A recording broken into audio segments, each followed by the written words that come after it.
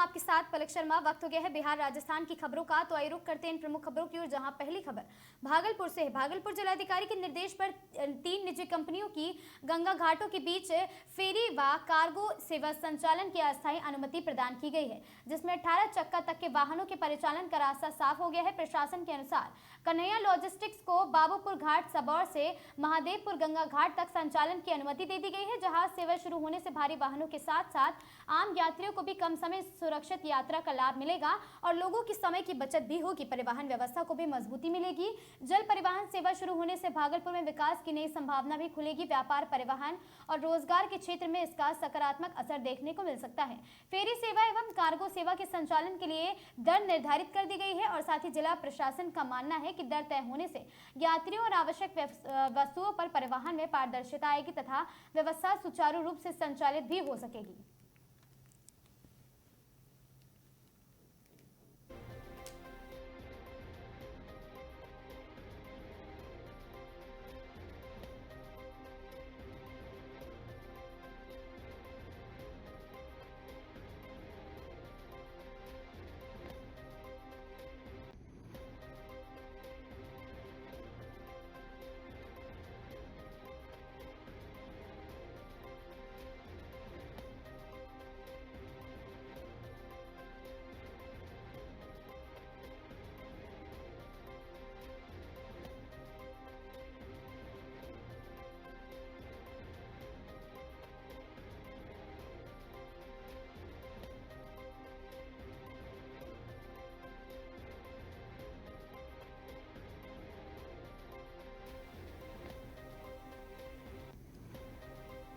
बिहार के पूर्णिया निर्दलीय सांसद राजेश रंजन उर्फ पप्पू यादव गोलीबारी में हुई मौत। आपको बता दें, नगर परिषद चेयरमैन राजकुमार गुड्डू के परिवार वालों से मिलने पहुंचे। राजकुमार गुड्डू की मां से मिलते ही राजकुमार गुड्डू की मां पप्पू यादव का हाथ पकड़कर रोने लगी। कुछ समय के लिए मां का दर्द को देखकर भावुक हो गए सांसद पप्पू यादव और साथ ही पप्पू यादव ने यह भी कहा, अपराधी अपराध करेगा मार दिया, और साथ ही अपराधी था मार दिया तो मार दिया। और साथ ही पप्पू यादव ने यह भी कहा, हम तो चाहते हैं कि बिहार सरकार अपराधी का एनकाउंटर करे, लेकिन ऐसा नहीं करेगी। और साथ ही बिहार सरकार में मंत्री ही अपराधियों को संरक्षण प्रदान करते, ऐसा उन्होंने कहा। उभरता हुआ एनडीए का युवा नेता राजकुमार गुड्डू अपराधी गोली मार देता है, इसको लेकर और साथ ही आगे क्या कुछ कहा, सुनिए।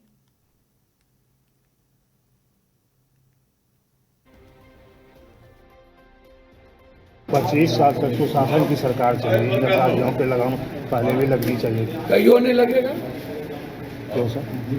60% अपराधी माफिया चुनाव जीत के जाएंगे तो समर्थन तो उसी का होगा। सर एनडीए तो और आप वोट में लीजिएगा। सर एनडीए तो कह रही है कि नाम गिनाव है। कल खरीक में मार दिया 500 रुपया के चलते एक मोदी, और वो क्रिमिनल सबको मारता है। 2 दिन पहले जसवाल को मार दिया। कल सुबह में हम गए खरीक, एक तो चाउमीन बेच रहा था, 50 टका मांगा, नहीं दिया, मंडल यही गोली मार दिया। अब हमसे ज्यादा तो नहीं जाएगा। हम तो डेली अपराधी से मिलते हैं। कल रात 3 बजे हम पहुंचे हैं मेरे गांव। 16 अपराधी के मर्डर के बाद हम पहुंचे हैं। सुल्तानगंज तो हम 82 से आ रहे हैं। 82 में यहाँ कितना लोग जन्मे थे। मुंगेर आ रहे हैं हम 81 से। पुलिस अधिकलाल यादव याद है ना? अब याद नहीं होगा तो फिर नहीं तो भैया हम ही लोग प्रहलाद बाबू को उधर से इधर आए तो महात्मा गांधी, उधर थे तो अपराधी, उधर आए तो भ्रष्टाचारी, इधर आए तो संत।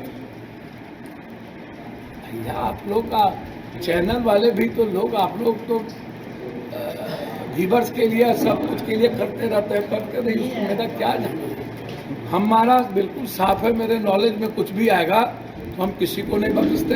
अपराधी पहले से था, 4 बार ये जेल जा चुका था, ये लोजपा में था, भाजपा के टच में था, एमएलसी के प्रतिनिधि थे। तो परोसता समाज है, रखता समाज है। और जब किसी जाति आधारित क्रिमिनल को गणेश परिक्रमा नेता करता है और सब जात अपने क्रिमिनल को मानता है, जाति के आधार पर राजनीति होती है, क्रिमिनल का मूल्यांकन होता है, तो उस जगह तो पप्पू यादव बोलेगा कि जाति के आधार पर यदि गणेश परिक्रमा करिएगा, ये राजपूत, ये भूमिहार, ये जादव, ये फलना, तो पीड़ित परिवार को क्या आपकी तरफ से पीड़ित परिवार को तो सरकार है ना भाई। यदि सरकार को औकात नहीं है तो चुल्लू भर पानी में डूब के मर जाए, जैसे विक्रमशिला में मर जाना चाहिए। 50 ठो नौ चल रहा है, सबसे 150-200 रुपया वसूल रहा है। खजाना मेरा, औकात हमको नहीं फ्री करने की। जिस देश में 123 बार नीट्स का क्वेश्चन आउट हो जाए, वह सरकार भी कहे कि हम देश चला लेंगे। 123 बार, और सबसे बड़ा बोझ मिडिल क्लास और लोअर क्लास में। अभियंता हमारे लिए नहीं गए, परिस्थिति भी दिखा रहा है। झगड़ा हम कर रहे इनकर लोकप्रियता, इनका रेस्पेक्ट बढ़ रहा है और बहुत नेचुरल रहेगी। कोई भी अपराधी के रेस्पेक्ट कम है और ये लोकप्रिय रहा, समाज में सबसे मृदुभाषी रहे। तो अपराधी को भाई पालते तो आप ही लोग हैं, अभियो पाल रहे हैं।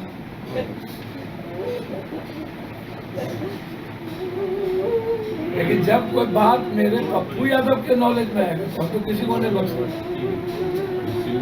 ये बात नहीं तो हम क्यों आते? कोई वाजिब बोलने वाला नहीं है सर। हम क्यों आते अपनी माँ से मिलने? वही बात वाजिब कोई बोलने वाला नहीं है। मैं अभी तक कोई दल का लोग यह नहीं बोला है कि उसको क्यों रखा गया है एनडीए में, और अभी तक उसको निष्कासित क्यों नहीं किया गया, कोई नहीं बोला गया सर। अभी तक उसको संरक्षण दिए, सब तो दे ही रहा। लेकिन जब कोई पुलिस प्रशासन के द्वारा गलत होता है,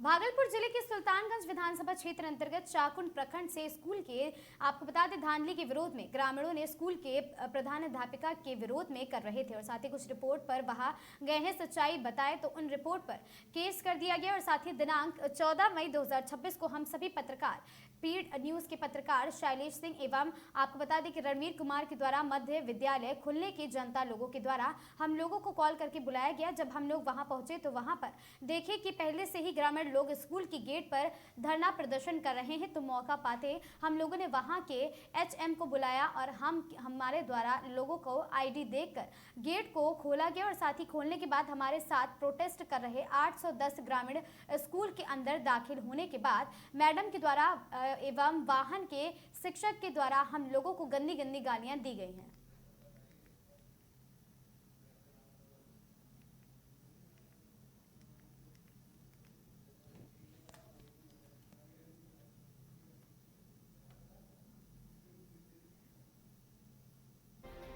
खाना अच्छा बनता है? नहीं बनता है। अंडा उंडा देता है? खाना बनता है बढ़िया? क्या नाम है? क्या नाम है मैडम? क्या नाम है? आप यहाँ क्या है? सेविका है। क्या खाना बना है बच्चों के लिए? रसिया। आज कौन सा दिन है? बृहस्पति को क्या बनता है? रसिया है। आप यहाँ पढ़ाते हैं, खाना बनाते हैं? पढ़ाते हैं तो आप आके पढ़िए तो थोड़ा साफ शब्द में, इधर पीछे आके। क्या लिखा है? आइए। क्या नाम है?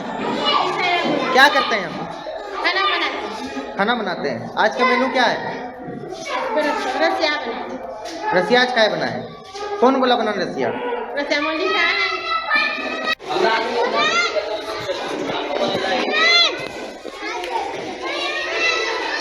आज का मेनू क्या है? आज का मेनू क्या है? क्या बन रहा है? दिखाइए।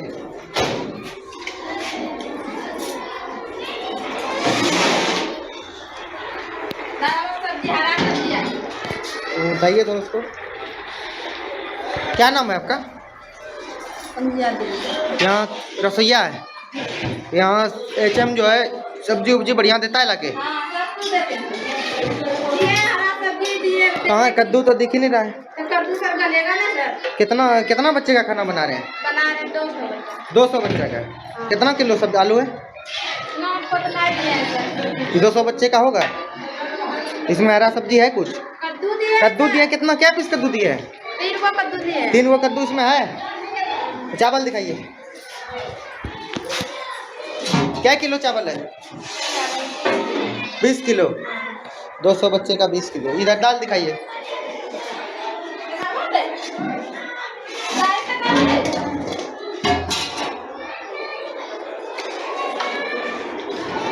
उसमें क्या है?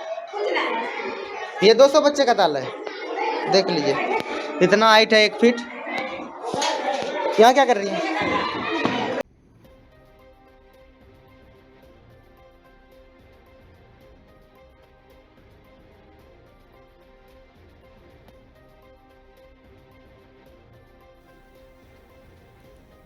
भागलपुर जिले के पीरपैंती प्रखंड क्षेत्र के हरिनकुल पंचायत में आदिवासी समाज के लोगों का आवास बनाने को लेकर पीरपैंती विधायक मुरारी पासवान के द्वारा क्या कुछ कहा गया, आइए जानते हैं। गलत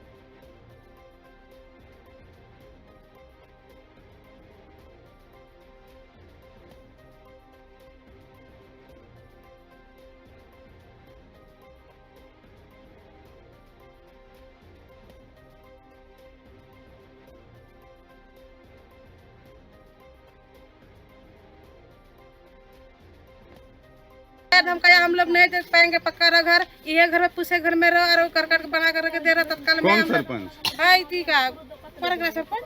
क्या नाम था?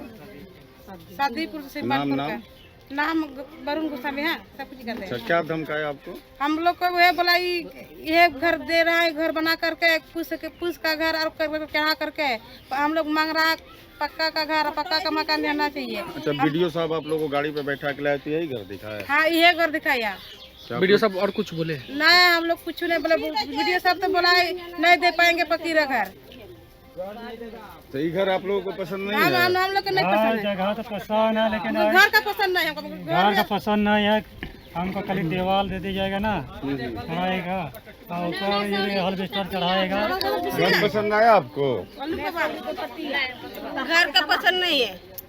तो आप लोग को वीडियो साहब गाड़ी बैठा के लेके आए घर दिखाने? घर दिखाने के लिए लाया तो घर पसंद नहीं है। दीवार खड़ा करके हमको दीजिए। तो कौन डरा धमका रहा था? वीडियो साहब सरपंच साहब। और कोई देखिए ना, सरपंच साहब का घर है, पक्का का घर है, 2-3 मंजिला। हम लोग का घर बना के घर दे रहा है। हम लोग कैसे रहेंगे? बाल बच्चा अपने घर में धूप में मरेंगे?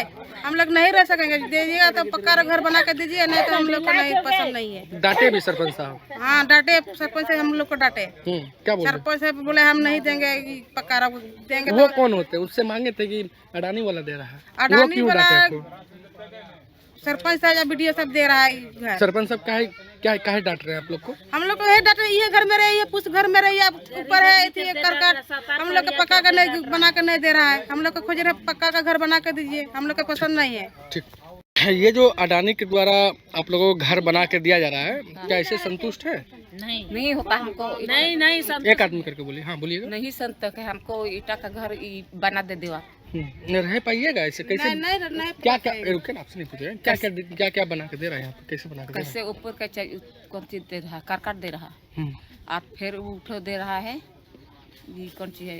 झंगड़ी मंगड़ी दे रहा है तो खाएगा। कैसे होगा? क्या नाम आपका? आपका नाम क्या है? ताला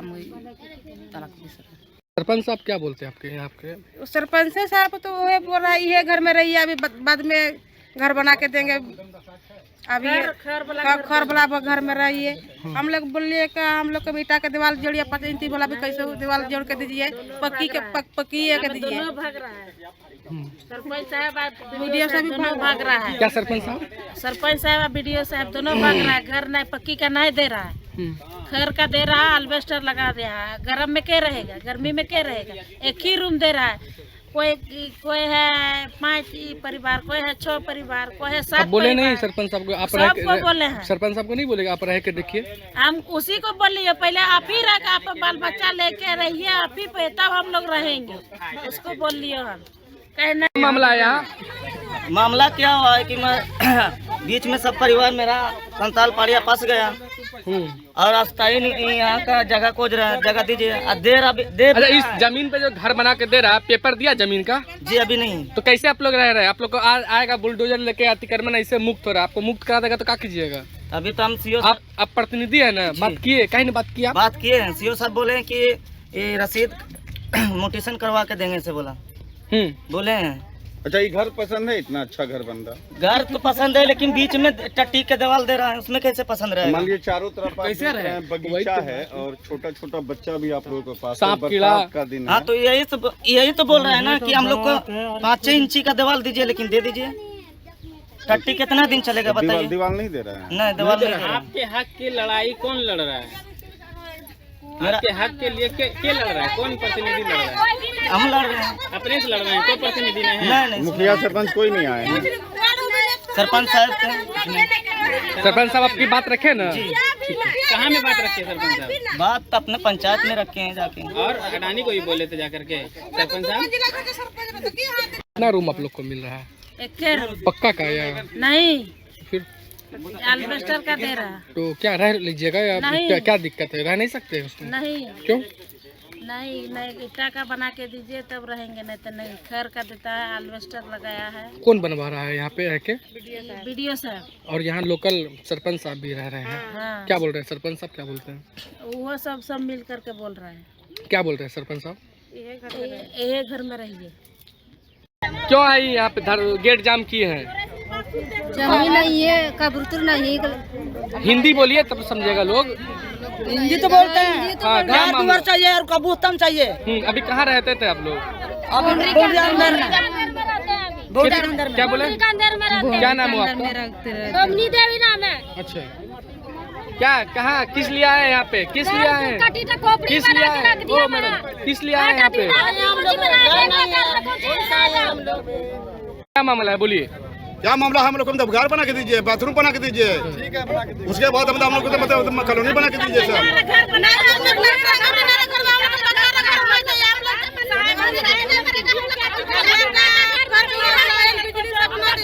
एक एक करके बोलिए तब ना।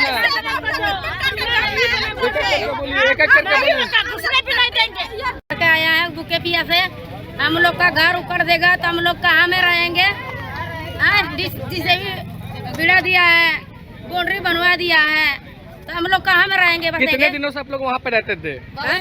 बहुत दिन से। कितना दिन से? 2 साल, 5 साल, 1 साल? दादा दादी से ही रह रहे हैं जी। कोई बात क्या मामला है? कोई मामला नहीं, मैंने कोई बातचीत नहीं हुआ है अभी तक में, निदान नहीं हुआ है। क्या निदान चाहिए आप लोगों को? हमको निदान चाहिए कि मैंने जो है घर के बदला में घर चाहिए। अच्छा, कितना सालों से रहते थे अंदर में? क्या अंग्रेज के समय से? तब आप लोग यहाँ आए हुए हैं। क्या नाम हुआ आपका? कस के बोलिए। बोलिए जोर से, मांग कर। क्या नाम हुआ आपका? आदमी उतना नहीं बोलेगा। क्या मामला है? यहाँ पे आए हुए हैं। बिहार में लागू पूर्ण शराबबंदी कानून के बीच बक्सर में एक बेहद चौंकाने वाला मामला सामने आया है। जिले के जिला परिवहन कार्यालय डीटीओ ऑफिस परिसर में भारी मात्रा में शराब बरामद होने के बाद प्रशासनिक महकमे में हड़कंप मच गया। सरकारी कार्यालय परिसर के भीतर बने गार्ड रूम और साथ ही उससे सटे किचन से शराब की बोतलें मिलने के बाद शराबबंदी कानून के पालन सरकारी दफ्तरों की निगरानी व्यवस्था पर गंभीर सवाल खड़े होने लगे। जानकारी के अनुसार पुलिस को गुप्त सूचना मिली थी कि जिला परिवहन कार्यालय परिसर के भीतर बने गार्ड रूम में शराब रखी गई है। सूचना मिलते ही पुलिस और उत्पाद विभाग की टीम मौके पर पहुंची और संयुक्त रूप से छापेमारी शुरू कर दी है।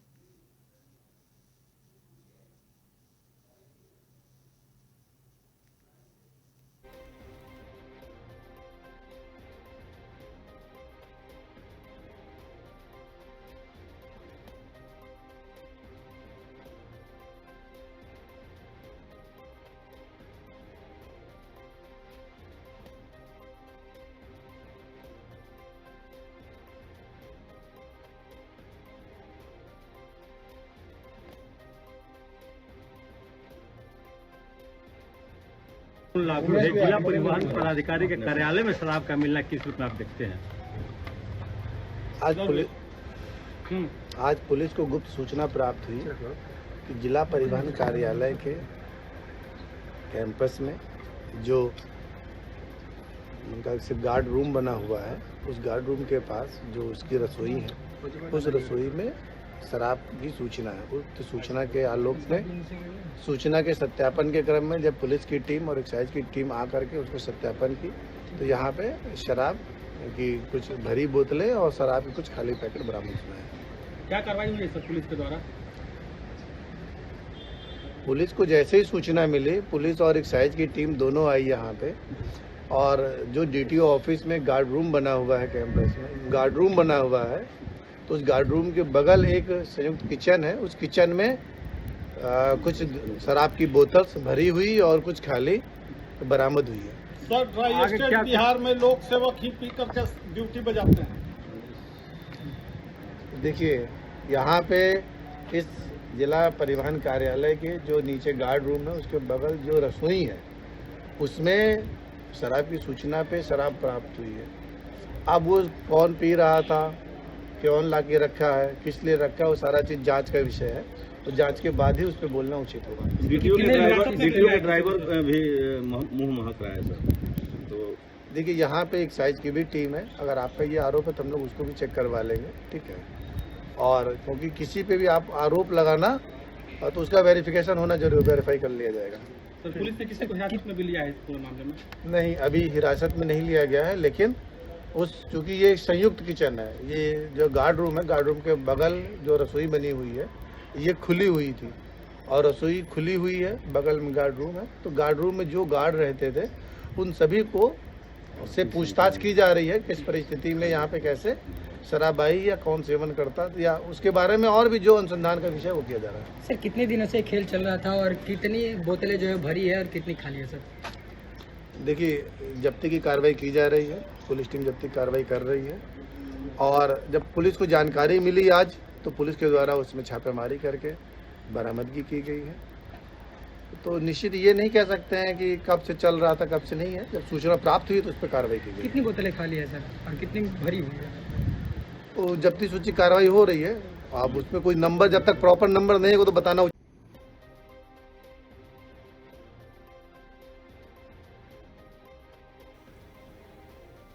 खबर लखीसराय से है, जहां मकान जनगणना कार्य में उत्कृष्ट योगदान एवं लगातार सक्रिय भूमिका निभाने वाले कर्मियों को शुक्रवार 14 मई को दोपहर को प्रखंड विकास पदाधिकारी के कार्यालय में सम्मानित किया गया। जिला नोडल पदाधिकारी राधे श्याम कुमार के संग विकास पदाधिकारी, सह चार्ज पदाधिकारी प्रिय कुमार, संघ चार्ज पदाधिकारी सह प्रखंड कल्याण और साथी पदाधिकारी चानन गौतम कुमार द्वारा सम्मान रूप से अंग, वस्त्र और साथी डायरी एवं कलम प्रदान कर उत्साहवर्धन उनका किया गया। प्रखंड विकास पदाधिकारी ने कहा कि जनगणना जिससे महत्वपूर्ण कार्य में कर्मियों की मेहनत एवं समर्पण सराहनीय माना जाता है, जिसमें शामिल अभिषेक कुमार, विवेक कुमार, रंजीत कुमार, बड़ा बाबू, शंभू शामिल थे।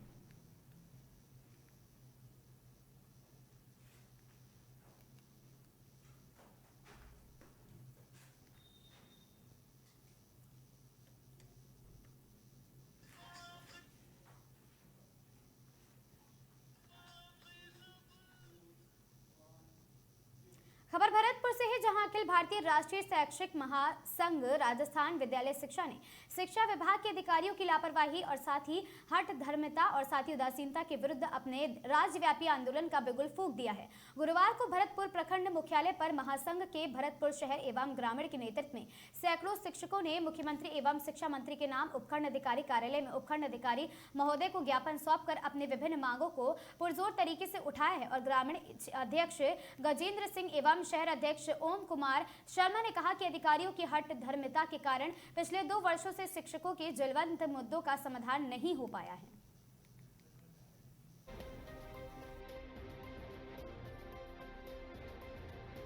नीलम चौधरी सारी शिक्षिका बलौठी में हूँ, और मेरी भी ये मांग है कि हमारी जो छुट्टियाँ कम कर दी गई हैं उनको बढ़ाया जाए, और जो गैर शैक्षणिक कार्य में हम अध्यापकों को लगाया हुआ है उससे हमको मुक्त किया जाए, और जो ट्रांसफर लंबे समय से 3rd ग्रेड के नहीं हुए उनको किया जाए। बस डीपीसी को संयोजक जिला भरतपुर आज अखिल भारतीय राष्ट्रीय शैक्षिक महासंघ राजस्थान के प्रांतीय कार्यकारिणी की तरफ से आह्वान पर समस्त उपखंड कार्यालयों पर प्रदेश भर में ज्ञापन, रैली, प्रदर्शन और धरना का कार्यक्रम रखा गया था। इसी कड़ी में उपशाखा भरतपुर ग्रामीण और शहर की तरफ से आज उपखंड अधिकारी भरतपुर महोदय के लिए माननीय मुख्यमंत्री महोदय के नाम से ज्ञापन देने का कार्यक्रम रखा गया है। इसमें शिक्षकों के लिए विभिन्न समय समय पर सरकार के द्वारा अतार्किक और गैर व्यवहारिक कार्य जबरदस्ती थोपे जा रहे हैं, जिसमें सबसे प्रमुख है यहाँ की भौगोलिक परिस्थितियों को देखते हुए कॉलेज एजुकेशन में 60 दिन का ग्रीष्मावकाश रखा जाता है, जबकि स्कूल एजुकेशन के लिए केवल 35 दिन, जिसमें जो 45 दिन का अवकाश होता था उसमें से 10 दिन की कटौती करते हुए 35 दिन का रखा गया है। इससे गर्मियों के मौसम को देखते हुए जहाँ ग्रामीण क्षेत्रों में बिजली नहीं पहुँच पाती, पीने के पेयजल की समस्या रहती है, ऐसी स्थिति में वहाँ छात्रों को पढ़ने और पठन पाठन की क्रिया में समस्या महसूस होगी।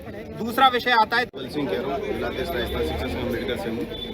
जैसा कि आज जो साथी द्वारा मुझे बुलाया गया था साथ में, तो मैं अपने संघ के माध्यम से भी पहले ज्ञापन दे चुके हैं कि जो गर्मी छुट्टियों में जो 10 दिन का जो काटा गया है ये बहुत गैर कानूनी है। साथ ही जो RTCS का जो सुविधा कर्मचारियों को नहीं मिल रही है, बहुत ही गंभीर विषय है।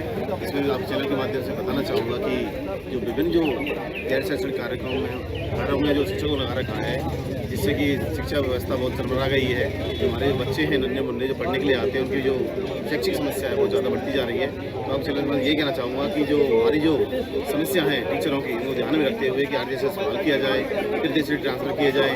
साथ ही जो 10 दिन का जो गर्मी अवकाश काटा गया है इसको बहाल किया जाए। यदि ये मांग जल्द पूरी नहीं की गई तो अपने चैनल के माध्यम से भी सभी संगठन शैक्षिक संगठन एकजुट होकर के एक बड़ा आंदोलन करने के लिए उतार होना पड़ेगा।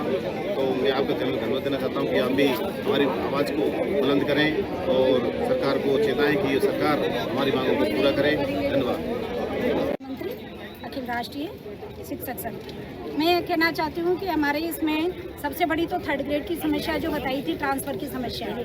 इसके अलावा जो RGHS का इतना बड़ा मतलब हमारा जो कटौती कट रही है, जो हमें उसका लाभ मिलना चाहिए वो लाभ बिल्कुल दिया नहीं जा रहा है। एकदम से सुविधा बंद कर दी है, इसका बहाल करना चाहिए ताकि हमें RGHS का लाभ मिले, सभी को सुविधा मिले। ट्रांसफ़र की सुविधा दी जाए। 3rd ग्रेड के बहुत टाइम से ट्रांसफ़र नहीं है, बाहर के ज़िलों में बेचारे पढ़े हैं, वो अब तक अपने घरों तक नहीं पहुंच पा रहे हैं। काफ़ी टाइम हो गया, 8-10 साल हो गए हैं, वो नहीं आ पा रहे हैं। इसके ये छुट्टियों में कटौती की गई है, मतलब किस नियम के तहत कैसे कटौती की गई है, माननीय मुख्यमंत्री जी ही जानते हैं इस चीज़ को। कम से कम इस नियम को बताया जाएगा। अचानक से कॉलेजों में हैं 2-2 महीने की छुट्टियाँ हैं, सेंट्रल गवर्नमेंट में छुट्टी हो रही है, फिर हमारे लिए ऐसी कटौती क्यों? क्या इसके लिए PL वगैरह कोई अधिकतर सुविधा दी जाएगी हमें एक्स्ट्रा? तो इस प्रकार की हमें इस चीज़ों से हमें ये मांग है। अगर ये हमारी पूर्ति नहीं होती है तो हम इसके लिए आगे धरने के लिए, अपनी मांगे पूरी करवाने के लिए भी तैयार हैं। धन्यवाद। ने ये देखा है कि राज्य सरकार की तमाम नीतियाँ शिक्षा और शिक्षक की विरोधी है। हमने कई बार उनसे वार्ता की, कई बार उनको विषय बताए, सरकार से बार बार आग्रह किया कि जो शिक्षक के हित में है ऐसी सारी मांगों को पूरा करिए। पिछले साल जून में वाइस प्रिंसिपल की DPC हुई, लेकिन आज दिनांक तक उनको नियुक्ति पदस्थापन नहीं दिया गया है। सरकार पर तमाम फाइनेंशियल लोड पड़ रहा है और विद्यालयों में स्थिति विपरीत हो रही है। व्याख्याता भी लगे हैं, वाइस प्रिंसिपल भी रखे हैं, लेकिन अभी तक सरकार उसका कोई समाधान नहीं निकाल पाई है। तृतीय श्रेणी शिक्षकों का 10-10 साल हो गए, 12-12 साल हो गए, अपने जनपदों में वहाँ बाहर पड़े हुए हैं।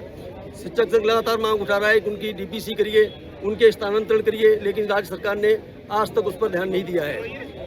केंद्रीय विद्यालय में आपके जो गवर्नमेंट के जो महाविद्यालय हैं वहाँ पर अवकाश कहीं 2 महीने का है, कहीं 68 दिन का है, लेकिन पहली बार ऐसा हो रहा है राजस्थान में जो नन्हे मुन्ने नौनिहाल बच्चे हैं उनके अवकाशों में कटौती की गई है। भरी गर्मी में 48 डिग्री टेम्परेचर में 21 जून को विद्यालय खोलने का सरकार ने जो अविवेकपूर्ण निर्णय लिया है, राष्ट्रीय शैक्षिक महासंघ उसका पुरजोर विरोध करता है। ये हमारा आंदोलन का पहला चरण है।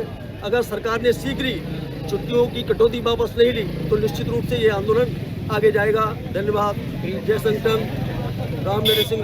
खबर किशनगंज 12 से है, जहां NH-27 27 केलवाड़ा आपको बता दें हाईवे पर दबंगों के हौसले बुलंद है। यहाँ एक किसान की खातेदारी भूमि पर दबंगों ने जबरन कब्जा कर निर्माण कार्य शुरू कर दिया है। पीड़ित किसान ने प्रशासन और दबंगों की मिलीभगत का आरोप लगाते हुए न्याय की गुहार लगाई है। पीड़ित के अनुसार दबंगों ने रात के अंधेरे में जेसीबी मशीन लगाकर जमीन पर नींव खोदी है और रातों रात निर्माण कार्य शुरू कर दिया।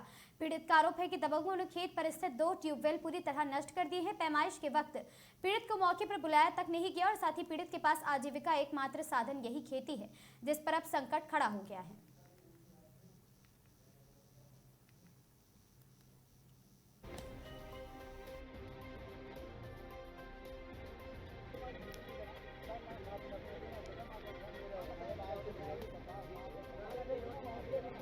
क्या वारदात हुई आपके साथ, क्या घटना? सर जी, हमारे खाते की पुश्तैनी ज़मीन थी जिस पर इन दबंगों ने पेमाइश करवाई। तो पेमाइश में न तो सर हमें किसी तरह की सूचना दी गई, न कोई फ़ोन आया, न किसी तरह की कोई बात हुई हमारे से। इन्होंने पेमाइश करवा ली अपने स्तर पे और मिलजुल के जो भी किया, और इन्होंने पेमाइश करवा के हमारे खाते की ज़मीन में हमारी मेड़ से रात के समय में नींव खोद के 30 फीट अंदर हमारे खेत में नींव खोद के पत्थर से भर दी, बाउंड्री कर दी उसमें, जिसके अंदर हमारे 2 बोरिंग आजीविका के साधन थे जो चालू थे फुल बोरिंग, उनमें इन्होंने पत्थर डाल के गार भर दी, उनको नष्ट कर दिया।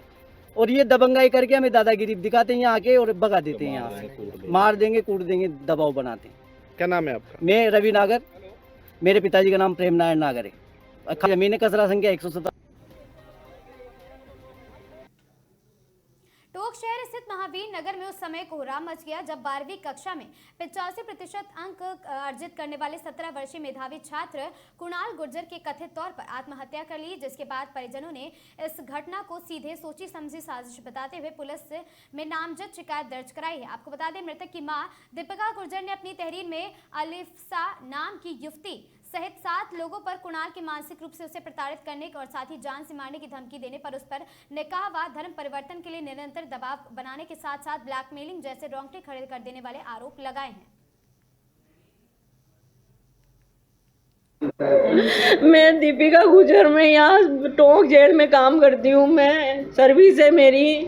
हम यहाँ पे 2 साल हो गए, लेकिन 2 साल से ये क्या है कि मुसलमानों के लड़कों के साथ में रहता था। ये एक लारी मैडम के ट्यूशन जाता था, वहाँ से ही उस लड़की ने आगे से प्रपोज किया, जिसके सारे सबूत इसके मोबाइल में है।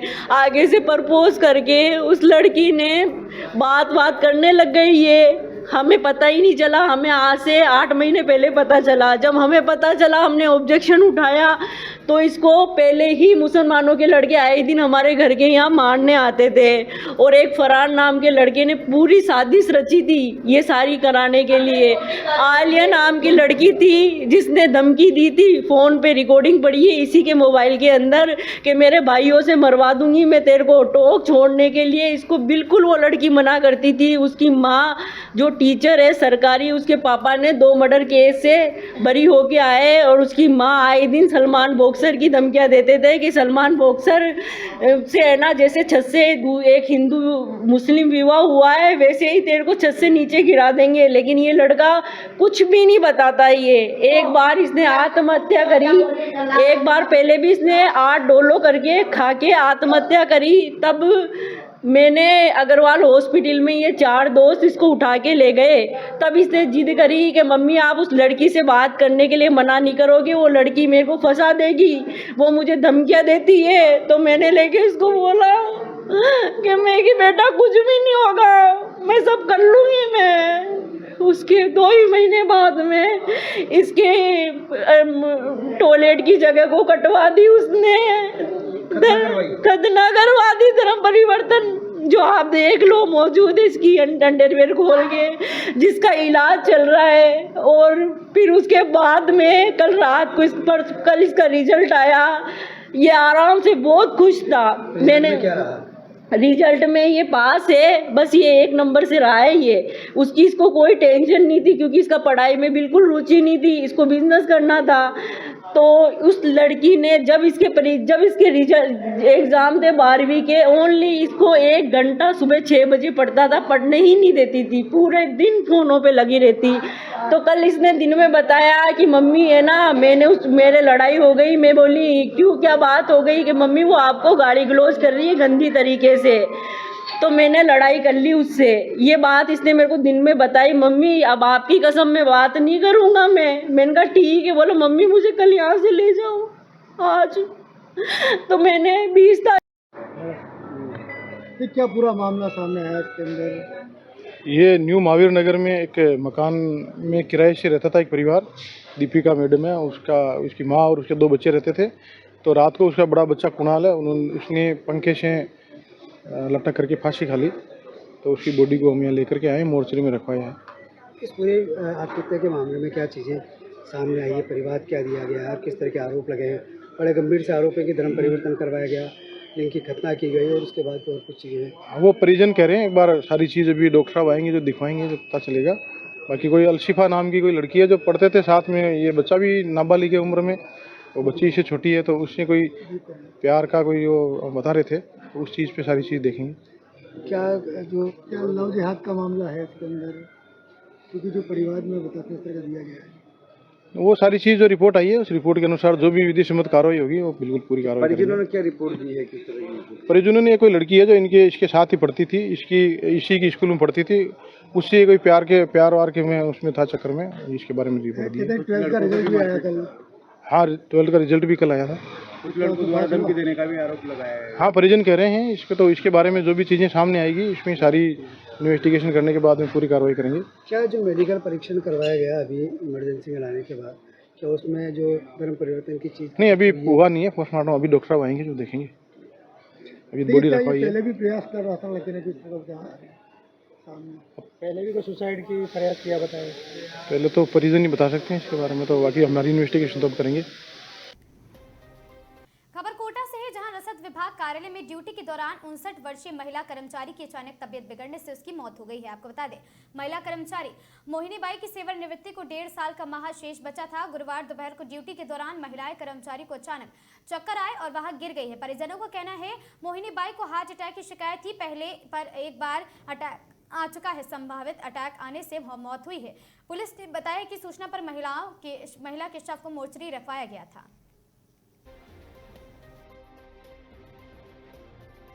इनका नाम मोनी बाई था, इनकी उम्र 55 साल है, ये बोरखेड़ा के रहने वाले हैं। कलेक्ट्री में जॉब करते हैं, यहाँ पे चतुर्थ श्रेणी में है कलेक्ट्री में। तो वहाँ पे ये चलते हुए एकदम से अकस्मात बेहोश होकर गिर गए थे। वहाँ से इनका स्टाफ इनको लेके एमबीएस हॉस्पिटल इमरजेंसी में आया, तो यहाँ पे इनको डॉक्टरों ने मृत घोषित कर दिया। चतुर्थ विभाग में वहाँ पे हाँ चतुर्थ श्रेणी में ये आए, तो बॉडी में कुछ भी मूवमेंट नहीं था इन्हों के, तो उन्होंने मृत घोषित कर दिया इनको। पहले से नहीं था, एक अटैक पहले आ चुका था इन्हों को।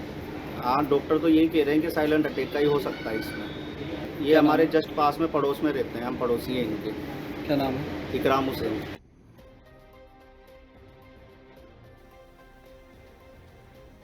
पेट्रोल और डीजल की बढ़े दाम, पश्चिम एशिया में युद्ध का देखा असर। पेट्रोल में 3.14 और साथ ही डीजल में 3.11 पैसे प्रति लीटर दाम बढ़े हैं। आपको बता दें, कीमतों में बढ़ोतरी के बाद पेट्रोल हुआ 107.62, डीजल हुआ 92.93 प्रति लीटर। सुबह 6 बजे से कीमतों में हुई है वृद्धि। पेट्रोल पंप पर लगी लंबी कतारें, 4 पहिया वाहनों में 2000 रुपए की तय की गई है लिमिट।